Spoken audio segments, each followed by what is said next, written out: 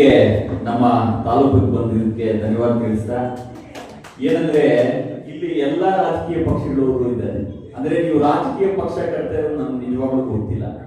ಆದ್ರೆ ಅಮೆರಿಕಾದಲ್ಲಿ ನ್ಯೂಯಾರ್ಕ್ ಸಿಟಿನಲ್ಲಿ ಮೊನ್ನೆ ಪ್ರೆಸಿಡೆಂಟ್ ಇದ್ರೆ ಎಲೆಕ್ಷನ್ ಐತಲ್ಲ, ಮೇಯರ್ ಎಲೆಕ್ಷನ್, ಅದರಲ್ಲಿ ಇಲ್ಲಿ ಕಡಿಮೆ ಜನ ನಿಮ್ಗೆ ಕಾಣಿಸ್ಬೋದು. ಅವರು ಚುನಾವಣಾ ಪೂರ್ವವಾಗಿ ನ್ಯೂಯಾರ್ಕ್ ನಲ್ಲಿ ಓಡಾಡುವಾಗ, ಅವ್ರು ಎಲೆಕ್ಷನ್ ಪ್ರಚಾರ ಮಾಡುವಾಗ ಒಬ್ರು ಕೂಡ ಅವ್ರು ಮಾತಾಡಿಲ್ಲ. ಮೈ ಕೊಟ್ಟರು ಕೂಡ ಅವರು ಶೇಕ್ ಹ್ಯಾಂಡ್ ಮಾಡೋರು ಇಲ್ಲ, ಮಾತಾಡಿಸೋರು ಇಲ್ಲ.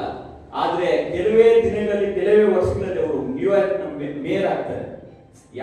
ಏನಂದ್ರೆ ಅದು ಉದಾಹರಣೆ ಯಾವುದು ಅಸಾಧ್ಯ ಅಲ್ಲ ಅಂತ ಒಂದು. ಇನ್ನೊಂದೇನಂದ್ರೆ ನಾವು ಇಲ್ಲಿ ನಮ್ಮ ದೇಶದಲ್ಲಿ ಇವತ್ತು ರಾಜಪ್ರಭುತ್ವ ಇಲ್ಲ.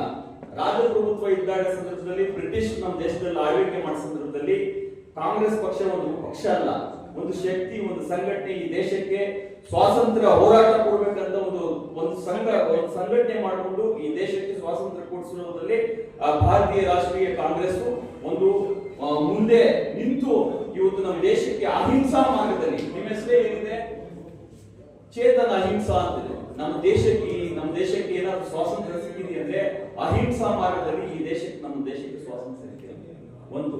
ಇನ್ನೊಂದೇನಂದ್ರೆ, ನಾನು ಬಾಬಾ ಸಾಹೇಬ್ ಅಂಬೇಡ್ಕರ್ ವಾದ ಎಷ್ಟು ಇಷ್ಟಪಡ್ತೀನೋ ಅದೇ ರೀತಿ ಗಾಂಧಿ ವಾದ ಕೂಡ ಅದೇ ರೀತಿ ಇಷ್ಟಪಡ್ತೀನಿ. ಯಾಕಂತ ಹೇಳಿದ್ರೆ ನನ್ನ ಜೀವನದಲ್ಲಿ ಎರಡೇ ಲೀಡರ್ಸ್ ನಾನು ಲೈಕ್ ಮಾಡೋದು, ಒಂದು ಅಂಬೇಡ್ಕರ್, ಇನ್ನೊಂದು ಗಾಂಧೀಜಿಯವರು. ಯಾಕಂತ ಹೇಳಿದ್ರೆ ನಮ್ಮ ದೇಶದಲ್ಲಿ ಇವತ್ತು ಸಮಾನತೆ ನಾವು ನೋಡ್ತಾ ಇದೀವಿ ಅಂದ್ರೆ ಬಾಬಾ ಸಾಹೇಬ್ ಅಂಬೇಡ್ಕರ್ ನಿಂದ.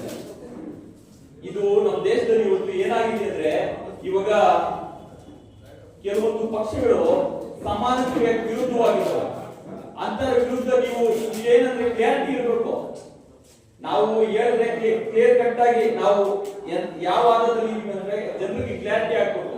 ನಾವು ಸಮಾನತೆವಾದ ಅಂದ್ರೆ ಎಲ್ಲರೂ ರಾಮರಾಜ್ಯದ ಪರಿಕಲ್ಪನೆ ಅಂದ್ರೆ ಸಮಾಜದ ಕೊನೆಯ ಮನುಷ್ಯರು ಕೂಡ ಅಭಿವೃದ್ಧಿ ಆಗ್ಬೇಕು, ಆ ಸ್ಥಾನದಲ್ಲಿ ಉತ್ತಮ ಸ್ಥಾನದಲ್ಲಿ ಬೆಳಿಬೇಕಂತ ಒಂದು ರಾಮ ಅವರ ರಾಜ ಆಗಿದ್ರಲ್ಲ, ಆ ಸಂದರ್ಭದಲ್ಲಿ ಕೂಡ ಇದೇ ಸಮಾನತೆವಾದ ಇದ್ದಿತ್ತು. ಆದ್ರೆ ಈ ಕೆಲವೊಂದು ಶಕ್ತಿಗಳು ಇವತ್ತು ರಾಮನ್ ಕೂಡ ಒಂದು ಕೋಮುವಾದಿ ಮಾಡ್ತಾ ಇದ್ದಾರೆ. ಇವತ್ತು ಕೆಲವೊಂದು ಇವಾಗ ನಮ್ಮ ಟಿಪ್ಪು ಸುಲ್ತಾನ್ ಅವರಿಗೆ ಇದರಲ್ಲಿ ಫೋಟೋನಲ್ಲಿ ಹಾಕಿದ್ದಾರೆ. ದಲಿತರು ನಿಜವಾಗಿಯೂ ಸ್ವಾತಂತ್ರ್ಯ ಪೂರ್ವದಲ್ಲಿ ದಲಿತ ನಮ್ಮ ಮಹಿಳೆಯರಿಗೆ ಸ್ವಾತಂತ್ರ್ಯ ಕೊಟ್ಟಿದ್ದು, ಅವ್ರ ರಕ್ಷಣೆ ಕೊಟ್ಟಿದ್ದು, ದಲಿತರ ಪರವಾಗಿ ನಿಂತಿದ್ದು ನಮ್ಮ ಟಿಪ್ಪು ಸುಲ್ತಾನ್.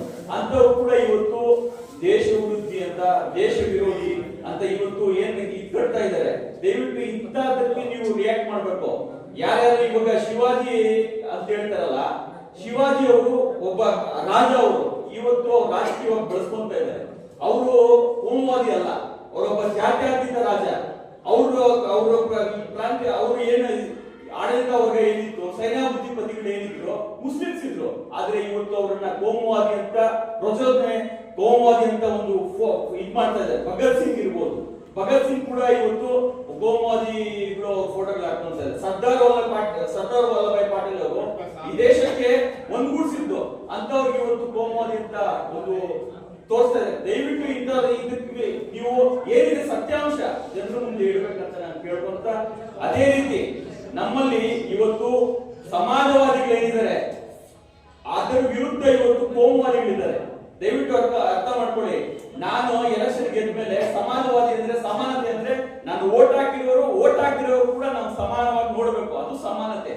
ಅದಕ್ಕೆ ನಮ್ಮ ವಾರ್ಡ್ನಲ್ಲಿ ಎಷ್ಟು ಜನ ಇದ್ದಾರೆ, ಎಷ್ಟು ಎಲ್ಲಾ ಜಾತಿಗಳವರು ಇದ್ದಾರೆ, ಎಲ್ರು ಸಮಾನವಾಗಿ ನೋಡಿ, ಸಮಾನತೆ ಎಲ್ರಿಗೆ ಪ್ರತಿಯೊಂದು ಜನಾಂಗವರು ಕೂಡ ಸಮಾನವಾಗಿ ನಾವು ನೋಡಿದೀವಿ. ಆದ್ರೆ ಇಲ್ಲಿ ಸಮಾನತೆ ಅಂತ ನೀವು ಸಮಾಜವಾದ ಸಮಾನತೆ ಅಂತ ಹೇಳ್ತಾ ಇದ್ದೀರಲ್ಲ, ಇವತ್ತು ಕೋಮುವಾದಿಗಳು ನೀವು ಏನಾದ್ರೂ ಪಕ್ಷ ಕಟ್ರೆ ಎಲ್ಲೋ ಒಂದ್ ಕಡೆ ನಮ್ಮ ಸಮಾನತೆ ಸಮಾಜವಾದಿಗಳಿಗೆ, ಎಲ್ಲೋ ಒಂದು ಜಾತ್ಯತೀತ ಪಕ್ಷಗಳಿಗೆ ಎಲ್ಲಾದ್ರೂ ತೊಂದರೆ ಆಗ್ಬೋದು ಅಂತ ನಂದು ಒಂದು ಒಳಗಡೆ ಒಂದು ಇದ್ದಿದೆ. ದಯವಿಟ್ಟು ಅದನ್ನ ತಾವು ಎಲ್ಲಾದ್ರೂ ನಮ್ಮ ಪ್ರಗತಿಪರ ಚಿಂತಕರು, ಸಮಾಜವಾದಿಗಳು, ಜಾತ್ಯತೀತವಾದಿಗಳು ದಯವಿಟ್ಟು ಅಂತ ಕಡೆ ತಾವು ಏನಾದ್ರೂ ಕ್ಯಾಂಡಿಡೇಟ್ಸ್ ಹಾಕಿದ್ರೆ ನಿಜವಾಗ್ಲೂ ಈ ಸಮಾಜವಾದ ನೀವೇನು ಒಳ್ಳೆಯ ಒಂದು ಆಲೋಚನೆ ಇಟ್ಕೊಂಡು ಅಮೆರಿಕ ಬಿಟ್ಟು, ಐಷಾರಾಮಿ ಜೀವನ ಬಿಟ್ಟು, ನಿಮ್ಮ ಒಳ್ಳೆಯ ಒಂದು ಬದುಕು ಬಿಟ್ಟು ಇವತ್ತು ಸಮಾಜವಾದ ಸಮಾನತೆ ಕಟ್ಲಿಕ್ಕೆ ನೀವು ಬಂದಿದ್ದೀರಾ.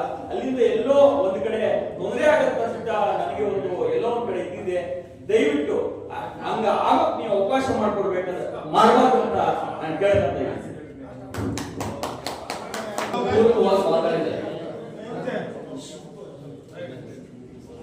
ನಾವು ಇತಿಹಾಸ ತಿಳ್ಕೊಳ್ಳೋದು ಬಹಳ ಮುಖ್ಯ. ನೀವು ನಿಮ್ಮ ವೈಯಕ್ತಿಕ ಜೀವನದಲ್ಲಿ ನೀವು ಎಲ್ಲಾನು ಸಮಾನವಾಗಿ ನೋಡಿಲ್ಲ ಅಂತ ನಾನು ಯಾರು ಹೇಳೋದು ಅಲ್ಲ, ಖಂಡಿತ ನೀವು ಹೇಳೋದು ನಿಜ ಇರುತ್ತೆ. ಆದ್ರೆ ನಾವು ವೈಯಕ್ತಿಕವಾಗಿ ಏನೇ ಒಂದು ನಡ್ಕೊಂಡು ಹೋದ್ರು ಈ ವ್ಯವಸ್ಥಿತ ಅನ್ಯಾಯಗಳಿಗೆ ಪರಿವರ್ತನೆ ಇಲ್ಲ. ಸೊ ನಾನೇನ್ ಹೇಳ್ತೀನಿ ಅಂದ್ರೆ, ನೀವ್ ಹೇಳೋ ಪ್ರಕಾರ ಈ ಕೋಮುವಾದ ಅನ್ನೋದು 35 ರಿಂದ 38% ವೋಟ್ ತಗೊಳ್ತಾ ಇದೆ ರಾಜ್ಯದಲ್ಲಿ, ರಾಷ್ಟ್ರದಲ್ಲಿ. ಈ 62 ರಿಂದ 65% ವೋಟ್ ತಗೊಳ್ಳೋದ್ರಿಂದ ಏನ್ ಪ್ರಯೋಜನ? ಏನ್ ನ್ಯಾಯ ಒದಗಿಸ್ತಾ ಇದ್ರೆ? ನಮ್ಮ ಸರ್ಕಾರಿ ಶಾಲೆಗಳನ್ನ ಅಭಿವೃದ್ಧಿ ಮಾಡ್ತಾ ಇದ್ದಾರಾ? ನಮ್ಮ ಸರ್ಕಾರಿ ಆಸ್ಪತ್ರೆಗಳ ಅಭಿವೃದ್ಧಿ ಮಾಡ್ತಾ ಇದ್ದಾರಾ? ನಮ್ಮ ರೈತರ ಜೀವನಕ್ಕೆ, ನಮ್ಮ ದಲಿತ ಜೀವನಕ್ಕೆ, ನಮ್ಮ ಆದಿವಾಸಿಗಳ ಮಹಿಳೆ ಏನಾದ್ರೂ ಇದೆಯಾ? ಅವರ ವೈಯಕ್ತಿಕ ಅವ್ರ ಜೀವನಕ್ಕೆ ಒಳ್ಳೇದಾಗ್ತಾ ಇದೆ, ಅವ್ರ ಮಕ್ಕಳ ಜೀವನಕ್ಕೆ ಒಳ್ಳೇದಾಗ್ತಾ ಇದೆ. ಅವ್ರ ಸಂವಿಧಾನ ತಿಳಿತಾ ಇಲ್ಲ, ಅವ್ರ ಸಂವಿಧಾನ ತಿರ್ಚಿ ಅದನ್ನ ಸ್ವಾರ್ಥಕ್ಕೋಸ್ಕರ ಬಳಸ್ತಾ ಇದೆ. ನಮಗೆ ಒಂದು ಪರಿವರ್ತನೆ ಬೇಕಿದೆ. ಪರಿವರ್ತನೆ ಬೇಡ, ಯಥಾಸ್ಥಿತಿ ಬೇಕು ಅಂದ್ರೆ ನೀವು ಓಟ್ ಹಾಕಿ ಅವ್ರಿಗೆ. ಯಾರು ಬಲವಂತ ಮಾಡ್ತಾ ಇಲ್ಲ. ಆದ್ರೆ ನಾವು ಪರಿವರ್ತನೆ ಕಟ್ಟಿಲ್ಲ ಅಂದ್ರೆ ನಮ್ಮ ಕರ್ನಾಟಕಕ್ಕೆ ನಿಜವಾದ ಜನರ ಬದುಕಿಗೆ ಏನು ನ್ಯಾಯ ಇಲ್ಲ. ಆಳೋರೆ ಆಳ್ತಾ ಇರ್ತಾರೆ, ಬೆಳೆದಿರೋರೆ ಬೆಳೀತಾ ಇರ್ತಾರೆ. ಈ ವ್ಯವಸ್ಥೆ ಹಾಳಾಗಿರೋ ವ್ಯವಸ್ಥೆ ಇನ್ನೂ ಹಾಳಾಗ್ತಾ ಇರ್ತದೆ. ಅದೇನು ಕೋಮುವಾದಿಗಳು ಮಾಡ್ತಿದ್ದಾರೆ ಅಂತ ಅವ್ರದೇ ತಪ್ಪಾಗಿ ಈ ವ್ಯವಸ್ಥೆನೇ ಹಾಳಾಗಿದೆ. ಈ ವ್ಯವಸ್ಥೆಯನ್ನ ಸರಿಪಡಿಸಬೇಕು ಅಂದ್ರೆ ನಮಗೆ ಒಂದು ಪರಿವರ್ತನೆಯ ಅಹಿಂಸಾವಾದದ ಪ್ರತಿರೋಧದ ಕ್ರಾಂತಿ ಬೇಕು. ಅಹಿಂಸಾ ತಂದಿದ್ದು ಯಾವ ಕಾಂಗ್ರೆಸ್ನವರಲ್ಲ, ಬುದ್ಧ ಮತ್ತು ಬಸವಣ್ಣ ಅಹಿಂಸಾ ಪ್ರಪಂಚಕ್ಕೆ ಪರಿಚಯ ಮಾಡಿದ್ರು. ಆ ಅಹಿಂಸಾವಾದ ನಮಗೆ ಬೇಕಿದೆ. ಆ ಅಹಿಂಸಾವಾದ ನಿಜವಾದ ಪ್ರಾಮಾಣಿಕ ಅಹಿಂಸಾವಾದ, ಬರೀ ರಾಜಕೀಯ ಅಸ್ತಿತ್ವಕ್ಕೋಸ್ಕರ. ನಾವು ಹಿಂದುತ್ವವಾದಿಗಳಲ್ಲ. ಹಿಂದುತ್ವ ನಮ್ಮ ಜೈಲಿಗೆ ಹಾಕಿದೆ. ಹಿಂದುತ್ವ ನಾವು ಖಂಡಿತ ಪ್ರಶ್ನೆ ಮಾಡ್ತೀವಿ. ಅದು ಕೋಮುವಾದ ನಮಗೆ ಬೇಕಾಗಿಲ್ಲ, ಅದಕ್ಕೆ ಪರ್ಯಾಯ ಬೇಕು. ಆದರೆ ಹಿಂದುತ್ವ 1980ರಿಂದ ಮತ್ತೆ 1925ರಿಂದ ಅವ್ರ ರೀತಿಯಲ್ಲಿ ಚಳವಳಿ ಕಟ್ತಾ ಬಂದಿದ್ದಾರೆ. ಈ 1985ರಿಂದ ಪಕ್ಷ ಬಂದಿದೆಯಲ್ಲ, ರೆಡಿಮೇಡ್ ಪ್ಲಾಟರ್ ಆಗಿ ಬಂದಿದೆ. ಅವರೇ ಚಳವಳಿ ಕಟ್ಟಿಲ್ಲ, ಚಳವಳಿ ಬಗ್ಗೆ ಗಂಧ ಗಾಳಿ ಗೊತ್ತಿಲ್ಲ. ಚಳವಳಿನ ಹೈಜಾಕ್ ಮಾಡ್ತಾರೆ, ಚಳವಳಿ ಅವ್ರದ್ದು ಮಾಡ್ತಾರೆ. ಚಳವಳಿ ವಿರೋಧ ಮಾಡೋರಲ್ಲ ಬೇರೆ ಬೇರೆ ಪೋಸ್ಟ್ ಕೊಟ್ಟು, ಬೇರೆ ಬೇರೆ ಅವಾರ್ಡ್ಸ್ ಕೊಟ್ಟು, ಪ್ರಶಸ್ತಿ ಕೊಟ್ಟು, ಅವ್ರ ಬಿಲ್ಡಪ್ ಕೊಟ್ಟು ನಮ್ಮ ಚಳವಳಿಗೆ ಅಳ್ಸಾಕ್ಬಿಡ್ತಾರೆ. ಅದು ನಮ್ಗೆ ಬೇಡ. ನಮ್ ವಿಚಾರ ನಮ್ಗೆ ಬೇಕಿದೆ. ಅಂಬೇಡ್ಕರ್ ಗಾಂಧಿ ಇಬ್ರು ಅವ್ರ ಜೊತೆ ತಗೊಂಡೋಗಕ್ಕಾಗಲ್ಲ. ಪೆರಿಯಾರ್ ಗಾಂಧಿ ಇಬ್ರು ಜೊತೆ ತಗೊಂಡೋಗಕ್ಕಾಗಲ್ಲ. ನಿಮ್ಗೆ ಗಾಂಧಿ ಬೇಕು ಅಂದ್ರೆ ತಗೊಳ್ಳಿ. ನಮಗೆ ಅಂಬೇಡ್ಕರ್ ಪೆರಿಯಾರ್ ಸಮಾಜ ಬೇಕಿದೆ.